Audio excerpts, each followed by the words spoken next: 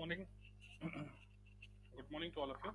तो हमने revision lecture में अपनी यूनिट वन शुरू किया था। यूनिट वन में हमने डिस्कशन किया था बिल्कुल starting classification of engineering materials और metallic, non metallic, organic, inorganic. ठीक है, इसका बेसिक जनरल इंट्रोडक्शन हमने देखा था। आई होप आप लोग को याद होगा सब कुछ। तो आज का लेक्चर हम शुरू करते हैं। हमारा जो मेन इंटेंशन रहेगा वो रहेगा फेरस मटेरियल्स पे। ठीक है ना, ये सारे फेरस ही मटेरियल्स हैं। तो आज का टॉपिक्स आप देख सकते हैं। तो आज पूरा 1 आवर का लेक्चर लगेगा। ठीक है ना, तो आप लोग प्लीज लास्ट तक देखिए, एटलीस्ट देखते रहिए, तो आप लोग का रिवीजन चलता रहेगा जो हमने फर्स्ट यूनिट में पढ़ा था। तो सबसे पहले हम डिस्कस करेंगे जनरल इंट्रोडक्शन किसका, फेरस मटेरियल्स का। फेरस मटेरियल्स क्या होते हैं, उनको फेरस क्यों बोला जाता है। ठीक है, उसके बाद फेरस मटेरियल्स में हम सबसे पहले देखेंगे रॉट आयरन। रॉट आयरन क्या होता है, फिर हम देखेंगे कास्ट आयरन क्या होता है। देखिए, रॉट आयरन को हिंदी में बोला जाता है पिटवा लोहा। थोड़ा फनी सा नाम है, सुना कम होगा या हिंदी मीडियम वालों ने सुना होगा, मैंने तो बहुत पहली बार ही सुना है। पिटवा लोहा, ठीक है, ये पिटवा होता है। और कास्ट आयरन मतलब क्या होता है, ढलवा लोहा। ठीक है, ये ढलवा लोहा होता है। ठीक है ना, ये ध्यान रखिएगा, रॉड आयरन पिटवा लोहा, कास्ट आयरन ढलवा लोहा। स्टील बताइए, स्टील को हिंदी में क्या कहते हैं, बताइएगा जरा कमेंट में मेरे को। स्टील को हिंदी में क्या कहते हैं, ये आप लोगों को छोटा सा एक टास्क है। What steel called in Hindi. ठीक है ना, स्टील को हिंदी में क्या कहा जाता है, ये आप लोग बताइए जरा। ठीक है, आई होप सबको ही पता होगा। उसके बाद हाई कार्बन स्टील देखेंगे, मीडियम कार्बन स्टील देखेंगे, लो कार्बन स्टील देखेंगे। ठीक है, ये तीनों देखेंगे, क्या डिफरेंस है तीनों में। उसके बाद एक और देखेंगे हाई स्पीड स्टील, इसको बोलते हैं HSS, हाई स्पीड स्टील। ठीक है ना, इसका नाम हाई स्पीड स्टील क्यों बता चुका हूँ, फिर देख लेंगे। उसके बाद हम देखेंगे एलॉय स्टील। ठीक है ना, तो 1 घंटे के हम लेक्चर में ये सारे टॉपिक्स को कवर करेंगे। ठीक है, तो आगे बढ़ते हैं, देखते रहिए। सबसे पहले फेरस मटेरियल्स, तो डेफिनेशन से ही क्लियर है। फेरस मटेरियल्स क्या होते हैं, वो मटेरियल्स होते हैं फेरस मटेरियल्स जो बेसिकली जिसमें जो मेन कंपोनेंट रहता है वो रहता है Fe। पीरियोडिक टेबल में आप जाएंगे नंबर 26 पे, 20 पे तो कैल्शियम है, सबको ही पता है। 20 नंबर पे कैल्शियम है। उसके बाद स्कैंडियम, टाइटेनियम, वैंडियम, क्रोमियम, मैग्नीज, फिर आयरन। ठीक है, ऐसा आता है। ठीक है ना, तो 21, 22, 23, 24, 25, 26। ठीक है ना, 26वें नंबर का जो एलिमेंट है पीरियोडिक टेबल में वो है Fe। Fe क्यों है, मतलब इसका जो लैटिन नेम है वो है फेरम। FERRUM, ferrum. मतलब किसी कंट्री में हमारे यहाँ लोहा बोला जाता है, कहीं इसको फेरम बोला जाता है। ठीक है ना, तो वहीं से ये आया Fe। ठीक है ना, तो कोई भी ऐसा कंपोनेंट हो, मेटल या तो एलॉय हो या मेटल, मतलब मेनली मेटल या एलॉय, इन दोनों। अगर मेटल है तो फिर आयरन ही होगा, और अगर एलॉय है तो उसमें मेन जो कंपोनेंट होगा वो आयरन होगा। तो ऐसे मटेरियल्स को बोले जाता है फेरस मटेरियल्स, जिनमें जो मेन कंपोनेंट होता है वो आयरन होता है। ठीक है, मेन कंपोनेंट आयरन होता है उसमें। ठीक है ना, और फेरस फेरस मटेरियल्स का जो सबसे पहला, जो सबसे the very first raw material जो हम तैयार करते हैं उसको बोला जाता है पिग आयरन। ठीक है ना, आप लोगों को होमवर्क दिया था, why pig iron is called pig iron, सबको बता चुका हूँ क्लास में। ठीक है, तो पिग आयरन। ठीक है ना, पिग आयरन कहाँ से निकल के आया, पिग आयरन निकल के आया ब्लास्ट फर्नेस से। देखिए, सबसे पहले क्या होता है, माइनिंग होती है, माइंस। माइंस में से क्या होता है, इनमें से कुछ मिलता है हमको, हेमेटाइट, मैग्नेटाइट, लिमोनाइट, सिल्डराइट। ठीक है ना, इसको बोलते हैं प्रिंसिपल आयरन ओर। ठीक है ना, ये आयरन ओर है, आयरन का ओर है। ठीक है ना, ओर माने जो उसका, जिसमें से आयरन निकाला जाता है। ठीक है ना, तो इनको लेके आया गया, इन सबको डाला गया ब्लास्ट फर्नेस में, जो भी कोई भी एक या फिर दो, तीन, चार। ब्लास्ट फर्नेस में से निकला पिग आयरन। अभी ये जो पिग आयरन है इसको हिंदी में बोला जाता है कच्चा लोहा। ठीक है, नाम से क्लियर है, कहीं पढ़ेंगे अगर हिंदी मीडियम वाले तो प्लीज बी क्लियर, कच्चा लोहा। पिग आयरन अभी कच्चा लोहा है। ठीक है ना, इसको डायरेक्ट कहीं यूज नहीं करते। फिर पिग आयरन को दूसरी दूसरी जगह जाके दूसरे दूसरे टाइप के आयरन बनाए जाते हैं। ठीक है, या स्टील बनाया जाता है, या बहुत सारी चीजें हैं। ठीक है, तो ये है पिग आयरन। तो अब हम डेफिनेशन देखते हैं कि pig iron is produced by the reduction of iron ore. Reduction होता है, रिडक्शन मतलब क्या होता है, लॉस ऑफ इलेक्ट्रॉन्स। रिडक्शन माने लॉस, नहीं नहीं सॉरी, रिडक्शन माने गेन ऑफ इलेक्ट्रॉन्स होता है। ठीक है ना, रिडक्शन माने गेन ऑफ इलेक्ट्रॉन्स, ऑक्सीडेशन मतलब लॉस ऑफ इलेक्ट्रॉन्स होता है। ठीक है ना, तो reduction of iron ore in blast furnace using coke as fuel and limestone as reducing agent. ठीक है, लाइमस्टोन और कोक यूज करके ब्लास्ट फर्नेस में पिग आयरन का रिडक्शन करवाया जाता है। प्रिंसिपल आयरन ओर क्या है, पहले बता चुका हूँ, हेमेटाइट, मैग्नेटाइट, लिमोनाइट, सिल्डराइट, चारों का नाम पता है। कंपोजिशन क्या है, कंपोजिशन देखिए, पिग आयरन का कंपोजिशन, कार्बन जो है 3 से 4% होगा। कार्बन 3 से 4%, मतलब आप समझ सकते हैं कार्बन 3 से 4% मतलब कितना ज्यादा कार्बन है। मैक्सिमम कार्बन कितना मिल सकता है? मैक्सिमम कार्बन मिलता है 6.67%। सीमेंटाइट, ध्यान रखिएगा, आयरन कार्बन डायग्राम पढ़ा चुका हूँ आपको, ठीक है ना, 6.67%। सिलिकॉन कितना होता है? सिलिकॉन होता है लगभग 1 to 3.5%। फॉस्फोरस कितना होता है? 0.1 to 2%। मैग्नीज कितना होता है? 0.2 to 2.5%।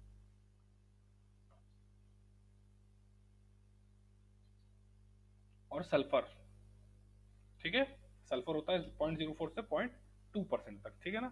आई होप ये सब क्लियर होगा, रटने वाली चीज ज्यादा है। देखिए आगे, रॉट आयरन, रॉट आयरन बता चुका, इसको पिटवा लोहा बोलते हैं, ठीक है ना। Wrought iron I think कुपोला furnace में, पिग आयरन को कुपोला फर्नेस में डालते हैं तो उसमें से जो निकलता है उसको रॉट आयरन बोलते हैं। तो the wrought iron is a ferrous metal, ferrous metal है कंटेनिंग लेस देन 0.1% कार्बन, इसमें कार्बन 0.1% से भी कम होता है। With 1 to 3% finally divided slag, slag बता चुका हूँ क्लास में क्या होता है, ठीक है ना, स्लैग बता चुका हूँ, distributed uniformly through out the metal. तो ये जो स्लैग होता है ये 1 से 3% स्लैग होता है, 0.1% कार्बन, उससे भी कम कार्बन होता है। तो बेसिकली बेसिकली ये स्लैग कैसा होता है? ये स्लैग कहीं पे इकट्ठा नहीं होता, पूरा यूनिफॉर्मली डिवाइड हो जाता है।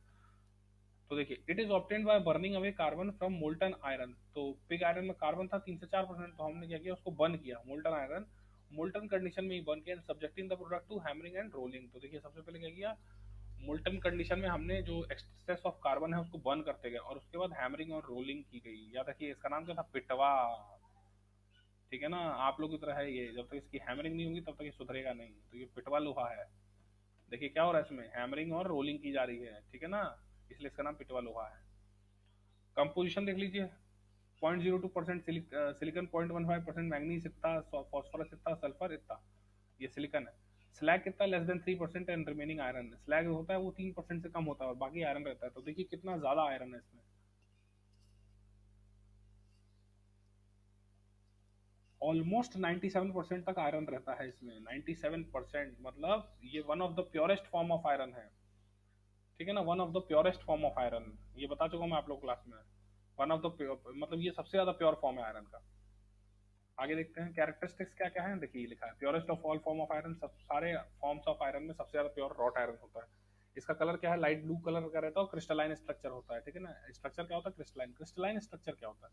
क्रिस्टलाइन स्ट्रक्चर क्या होता है कि जो उसके मॉलिक्यूल्स हैं, आइटम्स हैं या जो भी है, वो एक रेगुलर रेगुलर पैटर्न में, रेगुलर पैटर्न मतलब उनका पैटर्न एकदम रेगुलर होगा, रेगुलर पैटर्न में, ऑर्गेनाइज्ड फॉर्म में, और बहुत ही कम डिस्टेंस के गैप में। ये जो गैप है दो आइटम्स के बीच में, ये बहुत कम होता है, ठीक है ना। मॉलिक्यूल्स, बाकी अगर एमॉर्फस स्ट्रक्चर होता है तो उसमें थोड़ा ज्यादा गैप होता है।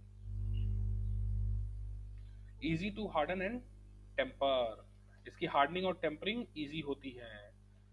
शॉक और करोजन को अच्छा रेजिस्ट करता है। उसके बाद डक्टिलिटी अच्छी होती है। डक्टिलिटी मतलब अगर आप इसको स्ट्रेच करेंगे तो वो टूटेगा नहीं, उसका क्रॉस सेक्शन पतला होता जाएगा, मतलब वायर में कन्वर्ट हो जाएगा। मेलिएबिलिटी मतलब जब आप उसको रोल करेंगे तो वो टूटेगा नहीं, वो क्या हो जाएगा, वो शीट्स में कन्वर्ट हो जाएगा। टफनेस मतलब जो मैक्सिमम इलास्टिक लिमिट के अंदर जो एब्जॉर्ब कर लेता है, उसको बोलते हैं टफनेस,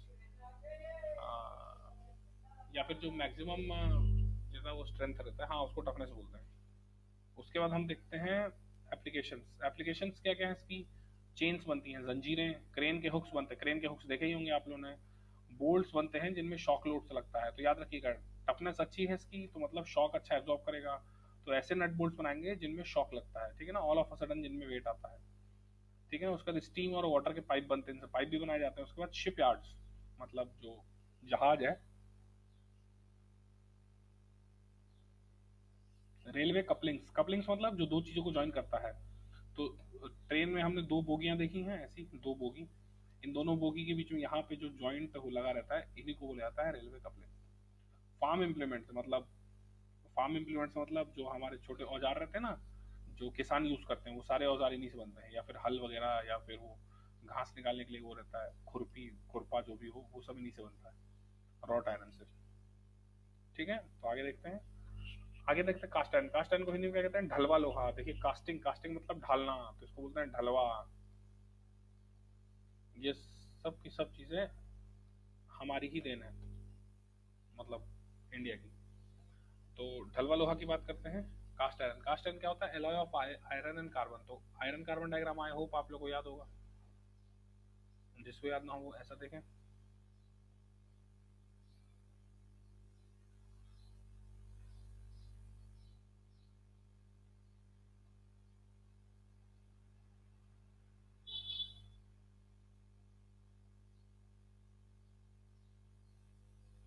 कुछ इस टाइप का रहता है आयरन कार्बन डायग्राम, ठीक है। तो ये है आयरन कार्बन डायग्राम, कुछ इस टाइप का रहता है, ठीक है ना। तो आप देखेंगे डायग्राम, तो यहाँ पे क्या रहता है, यहाँ पे इसका लेक्चर हम अटेंड करेंगे डेल्टा, ये गामा और ये अल्फा, ठीक है। और ये रहता है 6.61% सीमेंटाइट। तो देखते हैं कास्ट आयरन क्या रहता है। Is a alloy of iron and carbon and it is obtained by remelting pig iron with a substantial quantities of scrap iron and scrap steel। तो बेसिकली क्या होता है, जो पिग आयरन रहता है उसको रीमेल्ट करते हैं फर्नेस में, और उसमें स्क्रैप स्टील स्क्रैप थोड़ा डाल के उसको मेल्ट कर देते हैं। तो जो आयरन बनता है उसको बोलते हैं कास्ट आयरन। क्यों? क्योंकि उसकी कास्टिंग बड़ी आसानी से हो जाती है, किसी भी आकार में उसको ढाला जा सकता है, ठीक है। इसलिए कार्बन किस दो फॉर्म में रहता है, तो फ्री फ्री फॉर्म में रहता है कार्बन उसके अंदर, ग्रेफाइट के फॉर्म में, या फिर कंबाइंड फॉर्म में रहता है सीमेंटाइट के फॉर्म में। सीमेंटाइट क्या है? सीमेंटाइट आप लोग देखिए क्या है, और आप लोग प्लीज कमेंट सेक्शन में बताइएगा व्हाट इज सीमेंटाइट। आप लोग को पूरा डेफिनेशन लिखवा चुका हूं मैं। इसके बाद proportion of each depends upon mainly the rate of which iron cools down from molting state. तो देखिए जो भी हमारा जो उसके अंदर जो भी एलिमेंट है, सिलिकॉन है, सल्फर है, ये सब किस पे डिपेंड करता है? ये सब डिपेंड करता है रेट ऑफ कूलिंग पे, कितनी जल्दी वो कूल होकर ठंडा होता है। अगर वो स्लो कूल होगा तो कार्बन फ्री फॉर्म में रहेगा, फ्री फॉर्म मतलब ग्रेफाइट के फॉर्म में, और अगर फास्ट कूलिंग करोगे तो सीमेंटाइट के फॉर्म में आ जाएगा, ठीक है ना। कैरेक्टरिस्टिक्स क्या है कास्ट आयरन? कास्ट मतलब कास्टिंग अच्छी करनी है, किसी भी चीज की कास्टिंग अच्छी करनी है, मतलब सबसे पहले उसमें फ्लूडिटी अच्छी है। अगर उसको मेल्ट करोगे आप, देखिए अगर फ्लूडिटी अच्छी नहीं होगी, तो फॉर एग्जांपल ये आपने मोल्ड बनाया, मोल्ड माने सांचा बनाया, और आपने इसमें कुछ डाला, अगर इसकी फ्लूडिटी मतलब बहने की क्षमता, अगर ये अच्छे से बहेगा मोल्टन कंडीशन में, तो अच्छे से उन जगहों पे पहुंच पाएगा जहाँ पे कॉम्प्लिकेटेड सरफेसेस हैं या जो भी हो। लेकिन अगर इसमें फ्लूडिटी अच्छी नहीं होगी तो वो नहीं पहुंचेगा, ठीक है। रास्ते में ही बहुत धीरे धीरे फ्लो होगा, तो रास्ते में ही सॉलिड हो जाएगा। तो हमने एक और चीज जानी है कि फ्लूडिटी अच्छी होनी चाहिए, ठीक है ना। उसके बाद कास्टिंग के कैरेक्टरिस्टिक्स होने चाहिए, मशीनेबिलिटी अच्छी होनी चाहिए, चीपेस्ट होता है सबसे ज्यादा, वियर रेजिस्टेंस होता है, डैम्पिंग कैपेसिटी अच्छी होती है, मतलब एब्जॉर्ब करने की शॉक को। ब्रिटल ब्रिटल होता है, ब्रिटल मतलब मुड़ता नहीं है, टूट जाता है। उसके बाद टेंशन और शेयर में, जो ब्रिटल है वो टेंशन और शेयर में वीक ही होता है, ध्यान रखिएगा इसका। इसके बाद जो अगला टॉपिक है वो है, हम देखते हैं यूजेस क्या क्या है इसके।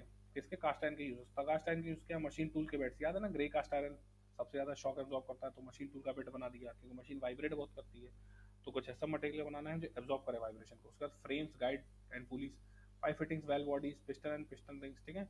आई होप ये सब देख लेंगे, आप याद कर लेंगे अपने हिसाब से। कोई भी डाउट होगा तो आप लोग मुझे मैसेज कर दीजिएगा, मैं उसी समय वो डाउट क्लियर करने की पूरी कोशिश करूंगा।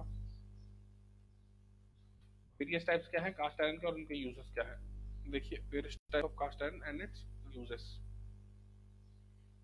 तो सबसे पहला जो है वो है ग्रे कास्ट आयरन, ठीक है।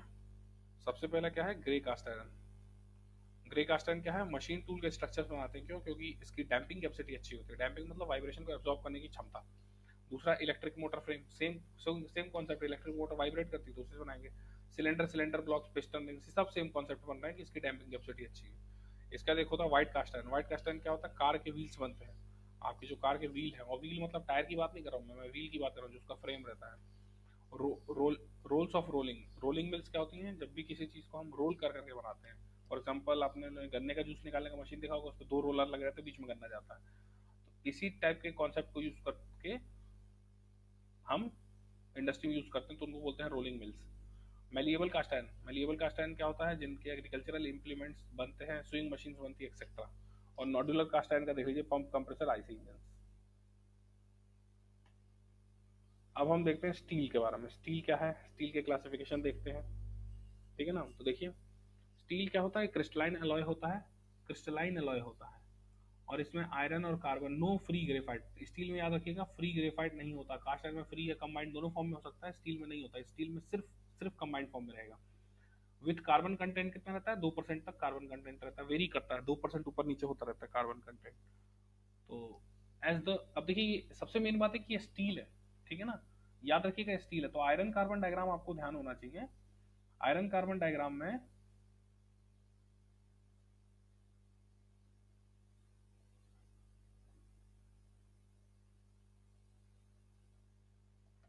आयरन कार्बन डायग्राम में जो ये वाला पॉइंट है, यहाँ वाला पॉइंट, ये है 2.0%, ठीक है। और इसके 2.0 से कम पूरा स्टील स्टील है, और 2.0 से ज्यादा कास्ट आयरन है, ठीक है ना। अब hypo eutectic, hyper eutectic, eutectoid, ये सब आप आगे वाले लेक्चर में देखेंगे। तो स्टील है, स्टील है मतलब 2% से कार्बन नीचे ही रहेगा, 2% के ऊपर जाएगा तो स्टील ही नहीं रहेगा, तो फिर मतलब ही नहीं रह जाएगा पढ़ने का, ठीक है ना। स्टील है मतलब कार्बन 2% से कम है। अब कार्बन का परसेंटेज अगर आप बढ़ाओगे, 2 से ज्यादा नहीं बढ़ाओगे, रहोगे, ये आपकी बाउंड्री फिक्स कर दी, अब यहाँ तक है, तो इसके अंदर अगर आप कार्बन बढ़ा रहे हो धीरे धीरे, तो क्या क्या बढ़ेगा, टेंसाइल स्ट्रेंथ बढ़ेगी, यील्ड स्ट्रेंथ बढ़ेगी, बट डक्टिलिटी जो है वो कम होती जाएगी। मतलब पहले उसको आप स्ट्रेच करते तो वायर बन जाता, लेकिन अब स्ट्रेच करोगे तो टूटने के चांसेस है। स्टील क्या होता है, स्टील हार्ड हो जाता है जब उसकी क्वंचिंग करते हैं क्रिटिकल टेम्परेचर के ऊपर। अब आप लोगों को क्रिटिकल टेम्परेचर भी मैं बता चुका हूँ, प्लीज उसको भी पढ़िएगा। हर मटेरियल का क्रिटिकल टेम्परेचर अलग होता है, ठीक है ना। जहाँ पे ग्रेन रिफाइनमेंट हो जाती है इस टेम्परेचर, उसी को बोलते हैं क्रिटिकल टेम्परेचर। तो स्टील को क्या होता है, अगर क्रिटिकल टेम्परेचर के ऊपर ले जाएगा, उसको ऑल ऑफ अ सडन आपने कूल कर दिया, तो वो क्या हो जाएगा, वो उसकी सरफेस हार्ड हो जाएगी, ठीक है ना, उसकी सरफेस हार्ड हो जाएगी। स्टील कंटेन्स नो स्लैग, इसमें स्लैग नहीं होता, ठीक है ना। और हमको अलग अलग टाइप का अगर कोई कैरेक्टरिस्टिक्स चाहिए तो हम इसमें अलग अलग चीज मिलाएंगे, क्रोमियम मिलाएंगे। जैसे ही क्रोमियम मिलाते हैं तो वो स्टेनलेस स्टील बन जाता है। आपके घर के बर्तन देखेंगे आपने, तो क्रोमियम मिलाती वो क्या होता है, वो स्टेनलेस स्टील बन जाता है, ठीक है ना। एलॉइंग एलिमेंट्स क्या होते हैं, स्ट्रेंथ बढ़ा देते हैं, रेजिस्टेंस टू एब्रेशन और कोरोशन। देखिए क्रोमियम मिलाने से आपने अपने घर के बर्तन देखे होंगे, उनमें जंग नहीं लगती है, ठीक है ना, ये बहुत बड़ा अचीवमेंट हो जाएगा। And acquire high temperature properties, high temperature पे भी ठीक ठाक अच्छा परफॉर्म करते हैं, ये है स्टील की खासियत। तो स्टील कितने टाइप के होते हैं, तो देखिए ये चार्ट देखिए, ये चार्ट से आपको ज्यादा अच्छे से और बेटर वे में समझ जाएगा। तो स्टील के बेसिकली 3 टाइप हो गए, plane carbon steel, alloy steel और टूल स्टील, ठीक है। तो देखिए मेन हमको ये इस पे खास ध्यान देना है, इस पे जरूर ध्यान दीजिए। Plane carbon steel, plane carbon steel में वैसे अगर आप जब लो लिखेंगे तो लो पहले लिखिएगा, मीडियम बाद में, हाई उसके बाद, लेकिन हमने उल्टा रख दिया तो उल्टा देखते हैं। सबसे पहले होता है हाई कार्बन स्टील, या फिर सबसे पहले होता है low carbon steel, low carbon steel, फिर मीडियम कार्बन स्टील, फिर हाई कार्बन स्टील, ठीक है ना। ये तीनों आते हैं प्लेन कार्बन स्टील के अंदर। एलॉय स्टील अलग है, टूल स्टील अलग है। तो हम आगे बढ़ते हैं, सबसे पहले हम देखते हैं लो कार्बन स्टील। और याद रखिएगा लो कार्बन स्टील का नाम है माइल्ड स्टील, और यही वो सबसे कॉमन मटेरियल है, most common metal available in market. आप लोग कहीं भी जाते हो तो आप लोग यही लेके आते हैं। आप लोग अपने आसपास देखिए, आपके खिड़की में जो छोटे छोटे ग्रिल लगे हुए हैं वो सब एमएस के बनते हैं, इसको एमएस बोला जाता है शॉर्ट फॉर्म में, ठीक है ना। माइल्ड स्टील को एमएस बोला जाता है। जिसको भी थोड़ा नॉलेज होगी वो बता देगा आपको कि कौन सा मटेरियल किस चीज़ का है। और ये सस्ता भी बहुत है, बहुत चीप मटेरियल है, तो इसलिए सबसे ज़्यादा यूज होता है। प्रॉपर्टीज क्या है, फाइब्रस स्ट्रक्चर होता है, डक्टाइल होता है, मशीनिंग आराम से हो जाती है, और आराम से इसकी फॉर्जिंग भी कर सकते हो। फॉर्जिंग का मतलब क्या होता है, फॉर्जिंग का मतलब होता है जो लोहार वाला काम होता है उसको फॉर्जिंग कहते हैं। मतलब आपने किसी भी मटेरियल को लिया, स्पेशली मेटल या अलॉय को, और उसको उसके क्रिटिकल टेम्परेचर के ऊपर तक गर्म किया, जब वो एकदम रेड हॉट हो गया, लाल हो गया, फिर आप उस पर हथौड़ा मार मार के उसका आकार बदलते हैं, हैमरिंग कर करके। तो इस प्रोसेस को बोलते हैं फॉर्जिंग। फॉर्जिंग के बाद एक होता है वेल्डिंग। वेल्डिंग जानती हो, वेल्डिंग अभी पढ़ा भी था हमने। तो माइल्ड स्टील को आराम से फॉर्ज किया जा सकता है, आराम से वेल्ड किया जा सकता है, ठीक है। इसके बाद सबसे जो इसका बड़ा ड्रॉबैक है वो है इसमें जंग बड़ी आसानी से लग जाती है। आप लोगों ने देखा होगा कहीं ना कहीं कि बड़ी ही आसानी से थोड़ा सा इसमें नमी आई और इसमें जंग तुरंत लगती है। एप्लीकेशन देखिए, एप्लीकेशन क्या क्या है। एप्लीकेशन इसके कार्बन परसेंटेज के ऊपर, अगर कार्बन परसेंटेज 0.15% से, आप लोग को अगर ये याद करने में मुश्किल हो तो एटलीस्ट ये तो याद कर ही लीजिएगा, ठीक है ना। भले परसेंटेज मेंशन मत कीजिएगा, वैसे याद ही हो गया, 0.5 से 0.15% तक, 0.15 से 0.2% तक, और 2 से 0.3% तक, ठीक है ना, इतना दे के रखा हुआ है। इसके बाद medium carbon steel, low carbon steel, I hope clear हो गया है। माइल्ड स्टील क्या होता है, mild steel low carbon steel का ही एक सदस्य है। इसके बाद देखिए क्या क्या होता है का, हम मीडियम कार्बन स्टील देखेंगे तो 0.3 से 0.7% तक इसमें कार्बन है। और इसका मेन जो यूज है वो है tensile tubes, wire, wire ropes, axle, spring, forging, hammers, ठीक है ना। आई होप ये सब क्लियर होगा, इसमें ज्यादा कुछ है नहीं, मेन मेन ये सब याद कर लीजिएगा, ठीक है ना। ये जो है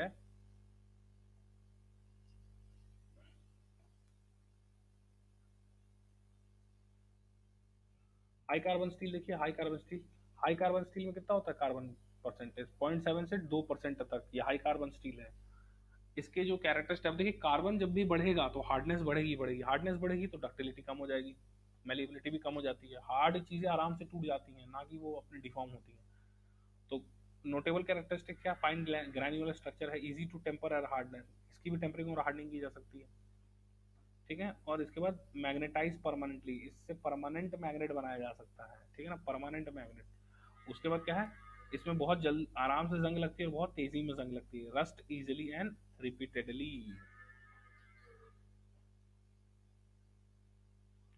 तो देखिए, depending upon the carbon content the high carbon steels are used for, carbon content के हिसाब से हाई कार्बन स्टील क्या है, कोल्ड चीजल बनाने के काम में आता है, रेंचेस बनाने के काम में आता है, क्लच के डिस्क बनाने के काम में आता है।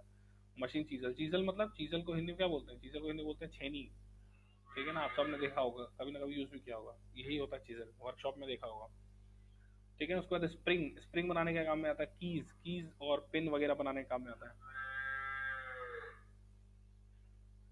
मशीन टूल्स, मैंड्रल्स और टैप्स। अब देखिए, मशीन टूल्स आप जानते हैं, मशीन टैप आप जानते हैं, टेपिंग करते हैं जब भी कहीं पे इंटरनल थ्रेड बनाना रहता है। देखिए, एक्सटर्नल थ्रेड तो आप बना सकते हैं, इंटरनल थ्रेड बनाना होता है तो आपके पास एक टेप का कॉम्बिनेशन आता है, फर्स्ट सेकंड थर्ड रहते हैं, तो उसको इसके अंदर डाल के, और इस टाइप का रहता है, और यहाँ पे ऊपर एक हैंडल लगा रहता है, इसके अंदर यहाँ दोनों हाथों से पकड़ के इसको ऐसे घुमाते हैं तो इसके अंदर इंटरनल थ्रेडिंग हो जाती है, ठीक है ना। तो क्या है, मैंड्रल्स और टैप्स। मैंडल क्या होता है, मैंडल कुछ नहीं होता, एक लकड़ी के ऊपर एक उस टाइप का बना रहता है कि जब भी हम किसी जॉब को जब घुमाते हैं लेथ पे, तो कई बार ऐसा होता है कि हमको उसका आकार बदलने के लिए जैसे उसको दबाना पड़ता है, तो दबाने का काम जो है वो मैंडल करता है। इसके बाद नाइफ्स है, नाइफ्स माने चाकू, drill, stamps, razor, metal cutting tools. तो ये सब क्लियर है। अब देखते हैं हाई स्पीड स्टील। तो हाई स्पीड स्टील क्या होता है, ये वैसा स्टील होता है जो टूल बनाने के काम में आता है, मतलब टूल बनता है इससे। टूल मतलब कौन सा टूल, मेटल कटिंग वाला टूल।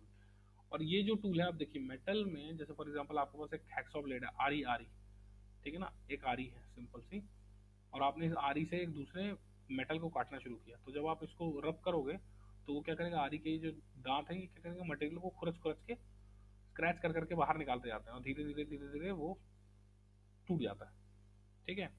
तो बेसिकली होता क्या है इसमें,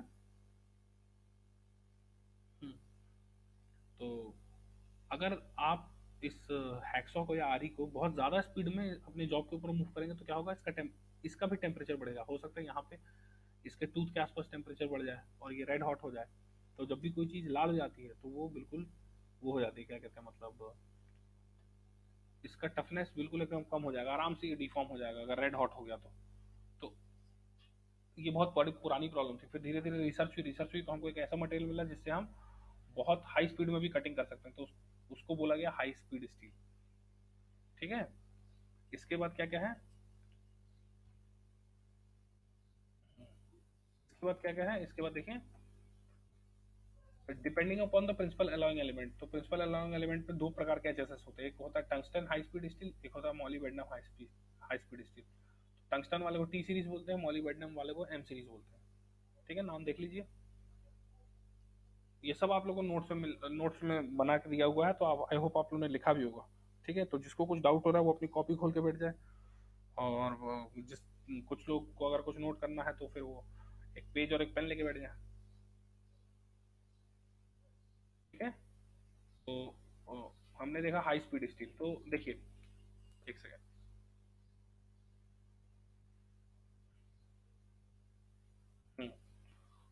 हमने क्या क्या पढ़ा, हमने पढ़ा plane carbon steel. Plane carbon steel में हमने देखा लो कार्बन स्टील क्या होता है, लो कार्बन स्टील हमने देख लिया अच्छे से।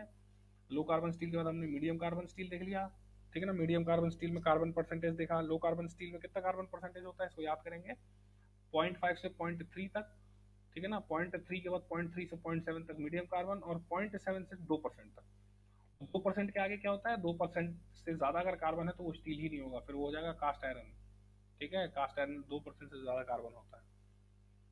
तो अब हम देखते हैं कि हाई कार्बन स्टील है, मीडियम कार्बन स्टील है और लो कार्बन स्टील है, ठीक है ना। ये सब हम देख चुके हैं, इसके एप्लीकेशंस भी देख चुके हैं। इसके बाद हम आए हैं हाई स्पीड स्टील पे। तो हाई स्पीड स्टील बता दिया मैंने कि आपका जो, आप बहुत ज़्यादा हाई स्पीड में भी अपने जॉब को या टूल को मूव करोगे तो भी आपका टूल खराब नहीं होगा। जब लेथ मशीन में पहले जब कटिंग की जाती थी तो इतना ज़्यादा रिसर्च नहीं हुआ था, तो सिंपल मेटल का टूल यूज़ करते थे। लेकिन जब बहुत ज़्यादा स्पीड में लेथ मशीन घूमेगी तो जो आपका टूल है वो इतना ज़्यादा रेड हॉट हो जाएगा कि वो अपने आप खुद ही डिफॉर्म हो जाएगा, और बहुत महंगा भी आता है। तो इसलिए उस समय ये हाई स्पीड में कटिंग करता है, इसलिए इसका नाम रख दिया हाई स्पीड स्टील। ठीक है।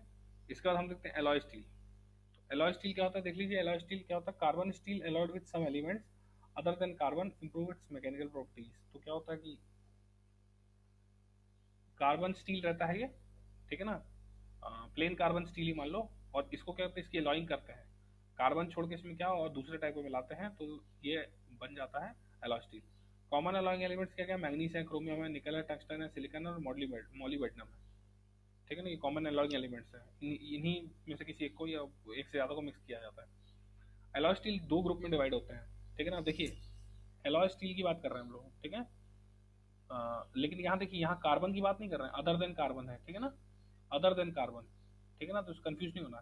तो लो एलॉय स्टील क्या होता है, जिसमें एलॉइंग एलिमेंट्स, और एलॉइंग एलिमेंट्स क्या है, अदर देन कार्बन है, ठीक है ना। तो ये नहीं कि आप बोले सर 2% तक ही रहता है, 8% क्यों लिखा हुआ है। तो याद रखिएगा, alloying elements other than carbon है। तो लो एलॉय स्टील होता है कि जब 8% बाय वेट से कम हो एलॉइंग एलिमेंट्स, कौन कौन से, मैग्नीज, क्रोमियम, निकल और टंगस्टन, सिलिकॉन, जब 8% से कम हो तो वो लो एलॉइंग लो कार्बन है, और जब 8% से ज़्यादा हो तो वो हाई एलॉय स्टील है। तो alloying elements are added to achieve one of the more of the following properties. Alloying elements क्यों मिला जाता है, ये उनका जो मेन एम रहता है अलॉइंग करने का, वो ये रहता है, increase resistance to wear and corrosion in certain environmental condition. तो क्या होता है, किसी पर्टिकुलर इन्वायरमेंटल कंडीशन में कोरोजन को और वियर को प्रोटेक्ट करता है। इसके बाद मशीनेबिलिटी को इंक्रीज करता है और कटिंग एबिलिटी बढ़ाता है, ठीक है ना, मशीनेबिलिटी को इंक्रीज करता है और कटिंग एबिलिटी बढ़ाता है। इसके बाद क्या है, स्टेबिलिटी बढ़ाता है, enhance the stability of extreme temperature. अगर बहुत ज़्यादा हाई टेम्परेचर पर काम हो रहा है तो क्या होगा, उसकी आपके जो जॉब है उसकी स्टेबिलिटी को बढ़ाएगा, ठीक है। इसके बाद क्या होता है, raise the elastic limit, improve the ductility. अब देखिए इससे क्या होता है, इलास्टिक लिमिट पहले क्या होता था, स्ट्रेस स्ट्रेन का भी याद कीजिए, ठीक है। तो जैसे ही आप क्या होगा, जैसे ही आप इसमें अलग एलिमेंट्स मिलाएंगे तो क्या होगा, ये थोड़ा ऐसा शिफ्ट हो जाएगा। तो यहाँ पे जो इलास्टिक लिमिट आती है वो क्या हो जाएगी, वो बढ़ जाएगी। इलास्टिक लिमिट बढ़ गई तो डक्टिलिटी तो बढ़नी है। एप्लीकेशन देख लीजिए, एप्लीकेशन क्या क्या होता है, एलॉय स्टील के टैप्स बनते हैं, रीमर्स बनते हैं, मास्टर गेजेस बनते हैं। टैप बता चुका हूँ इंटरनल थ्रेडिंग करने के लिए। रीमर क्या होता है, व्हाट आर रीमर, तो देखिए जब भी ड्रिल मशीन से कोई होल बनाया जाता है तो वो होल ऐसा प्रॉपर नहीं होता, अगर आप उसको सामने से देखोगे तो वो होल ऐसा ऐसा ऐसा ऐसा ऐसा ऐसा रफ होल होता है, रफ होल। अब अगर आप इसमें कोई अपना क्या कहते हैं, मतलब इस रफ होल को फिनिश्ड बनाने के लिए रीमिंग की जाती है। रीमिंग क्या होता है, रीमिंग बहुत ही फाइनली उस होल के अंदर जाके उसको क्लीन करता है। उसके बाद क्या है, रोलर डाइस है, रोलिंग वाले ऑपरेशन में काम आने वाली। उसके बाद फॉर्मिंग डाइस है, उसी में फॉर्मिंग होती है, फॉर्मिंग मतलब जब उसका आकार बदला जाता है। उसके बाद वायर ड्राइंग डाइस है, वायर ड्राइंग मतलब वायर को ड्रॉ करने वाली डाइस है वहाँ पे। तो हमने देख लिया क्या क्या था, ठीक है ना। तो अगला लेक्चर हम और डिस्कस करेंगे, अगले लेक्चर के लिए भी बहुत कुछ है हमारे पास। तो अगला लेक्चर हम डिस्कस करेंगे तो कल नहीं, हाँ कल हम बाकी आगे का देखेंगे।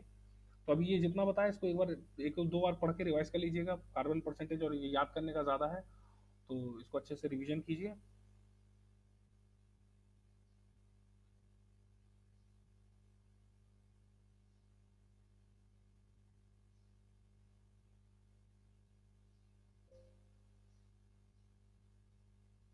ठीक है ना, तो इसको अच्छे से रिवीजन कीजिए, ये सारे टॉपिक्स को अच्छे से पढ़िए क्योंकि एग्जाम में आएगा। और याद रखिएगा, आयरन कार्बन डायग्राम जब हम शुरू करेंगे तो इसको एक बार और अच्छे से अटेंड करना हम लोग को, क्योंकि अभी उसमें टाइम है, मेरे ख्याल से परसों हम पढ़ेंगे आयरन कार्बन डायग्राम। तो ferrous, wrought iron, cast iron, ये सब अच्छे से रट लीजिए, कार्बन परसेंटेज, यूजेस, एप्लीकेशन, ये सब अच्छे से पढ़ लीजिए, एग्जाम में इन्हीं में से सवाल बनते हैं, ठीक है ना। तो आई होप आज का लेक्चर आप लोग को अच्छा लगा होगा, ये सब कवर किया हमने अपने मेन मेन टॉपिक्स को। तो ठीक है, ऑल द बेस्ट। पढ़ाई करते रहिए जितना ज़्यादा हो सके, टाइम को इन्वेस्ट करते रहिए। Thanks for joining the lecture. Have a nice day.